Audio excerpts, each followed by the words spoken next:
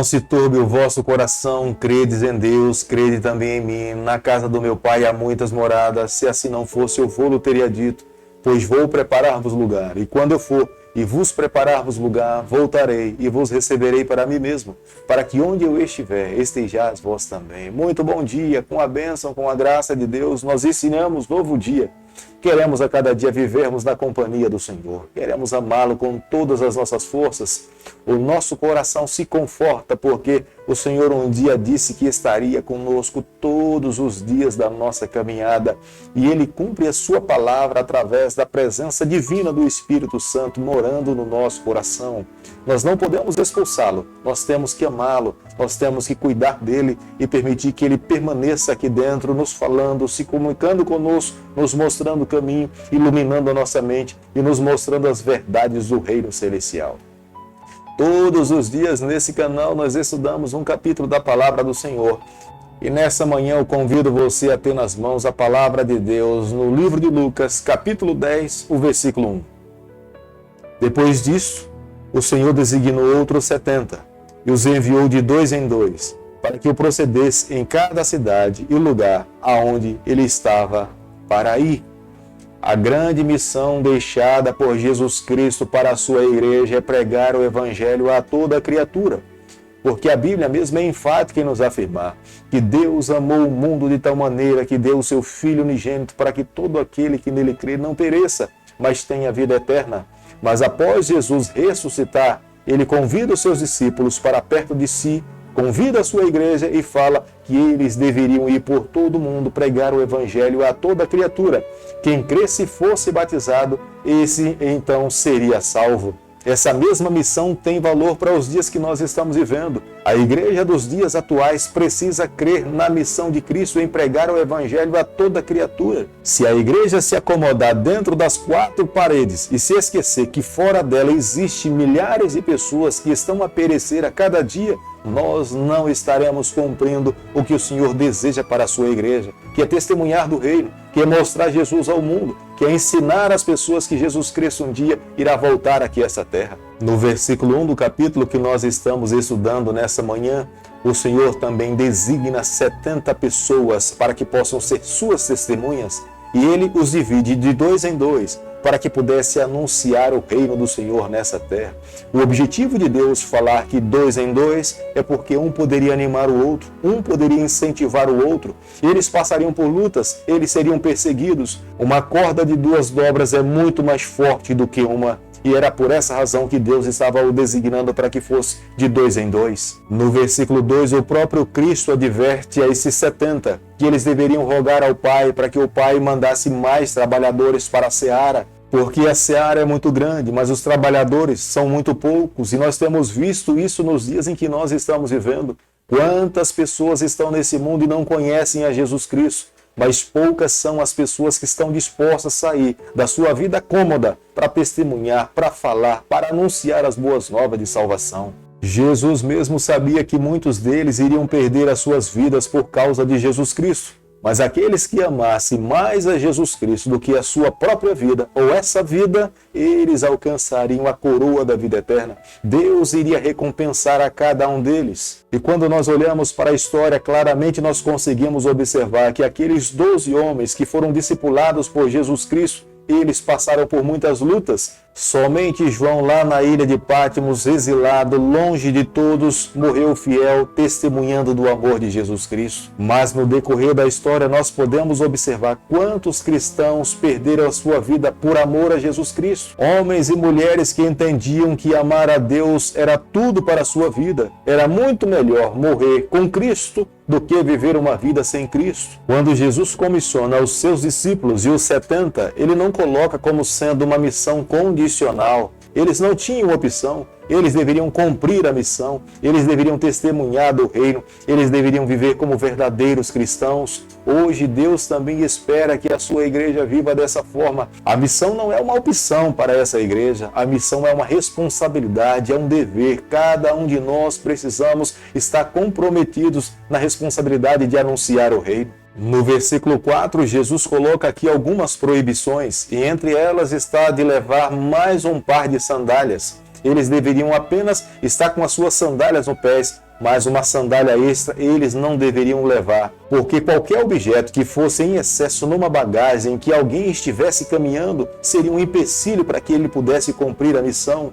Deus esperava que essa missão pudesse ser cumprida com pressa. Deus tem pressa em retornar para essa terra, mas somos nós que muitas vezes falamos que queremos nos encontrar com o nosso Salvador, mas nós estamos ociosos, vivendo a nossa vida e não compreendemos ainda a missão que Deus espera que os seus filhos possam cumprir nessa terra. Jesus pedia que cada discípulo ao entrar numa casa, ele saudasse as pessoas com a paz do céu, a paz que inunda o coração, paz que nenhuma pessoa conseguiria encontrar no dinheiro ou não conseguiria encontrar numa boa casa. Essa paz advinha exclusivamente do céu. Se dentro da casa de alguém estivesse com o seu coração aberto para receber essa paz que advinha de Jesus Cristo, Deus abençoaria essa vida. Mas se essa pessoa rejeitasse a paz vinda do céu, essa mesma paz recairia sobre a vida dos seus discípulos. Lucas capítulo 10, o versículo 25, a Bíblia diz o seguinte: Eis que certo homem, intérprete da lei, se levantou com o intuito de pôr Jesus à prova e disse-lhe: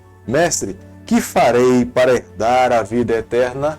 Nós podemos observar que Lucas sempre registra pessoas e classe de pessoas que seguiam a Jesus, não com o objetivo de aprender de Jesus, mas com o objetivo de pegar Jesus em alguma palavra para que pudesse condenar a Jesus Cristo. E aqui está um homem, um intérprete da lei, um doutor da lei, um dos conhecedores da Bíblia daquela época. Ele aproveitava aquelas circunstâncias para colocar Jesus à prova. E ele pergunta a Jesus: Mestre, que eu farei para herdar a vida eterna? E Jesus responde recitando a lei dos mandamentos, resumida em 2 mandamentos. Amarás o Senhor teu Deus com todo o teu coração e ao teu próximo como a você mesmo. Quando alguém cumpre esses 2 mandamentos, eles estão cumprindo toda a lei. Os 4 primeiros mandamentos são de ordem a adorar a Deus. E os 6 últimos mandamentos da lei de Deus é de ordem em amarmos ao nosso semelhante. Depois de Jesus mencionar os mandamentos que ele deveria seguir,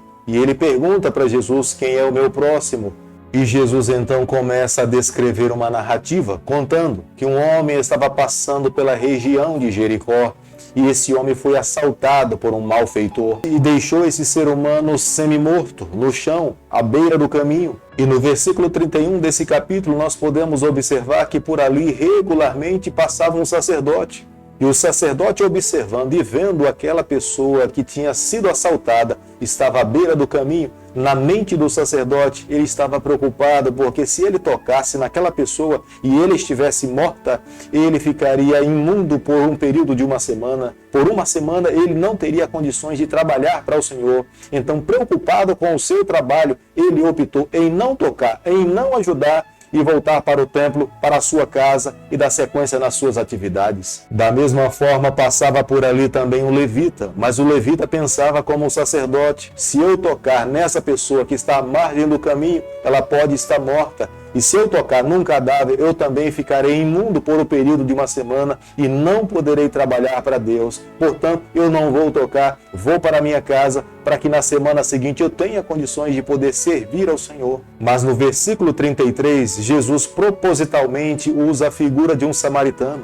Os samaritanos eram considerados pelos judeus uma classe inferior. Os judeus acreditavam que qualquer pessoa poderia herdar a vida eterna, menos os samaritanos. E Jesus fala que um samaritano passando por ali, ele vendo uma pessoa ferida às margens do caminho, ele pegou o seu vinho, aplicou nas feridas, pegou o seu óleo e também aplicou nas feridas, com o objetivo para que pudesse minimizar a dor e o sofrimento daquele homem que estava à margem do caminho. Colocou sobre o seu animal, levou para a primeira hospedaria e disse para o dono da hospedaria que cuidasse daquele enfermo, e todas as despesas que fossem gastas para que ele pudesse ficar bom, ele estaria disposto a pagar todas as despesas. Estava muito claro para todas as pessoas que ouviam a Jesus Cristo quem verdadeiramente amava o seu próximo. Não era aquele que tinha passado por largo por alguém quando estava largado às margens do caminho, muito menos o levita, Mas quem de fato amava o seu próximo é aquele que agiu, é aquele que se abaixou,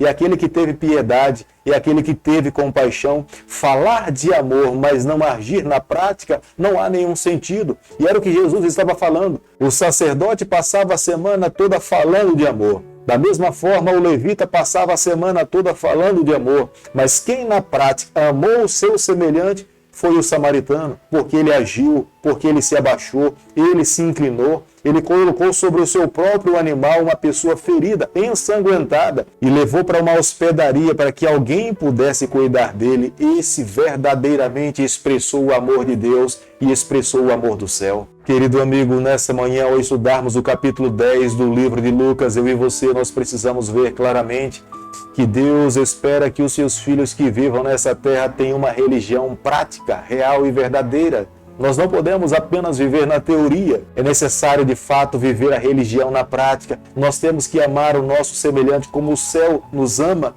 Jesus Cristo veio aqui em carne e osso a esse mundo expressar o seu amor para conosco. Nós também precisamos a cada dia viver em função do nosso semelhante. Isso é cumprir a missão, isso é estar comprometido com o céu, isso é viver o Evangelho, e Deus espera que nós possamos viver dessa forma. Querido Pai, em Tuas mãos, nessa manhã nós nos colocamos. Queremos a cada dia viver exclusivamente com o Senhor. Toma o nosso coração, perdoa os nossos pecados, fica conosco a cada dia. É o nosso pedido e a nossa oração, e nós fazemos em nome de Jesus. Que o Senhor te abençoe e te guarde. Que Ele faça resplandecer o seu rosto sobre você, que Ele tenha misericórdia de você, e sobre você nessa manhã Ele levante o seu rosto e conceda a sua paz em nome de Jesus. Amém.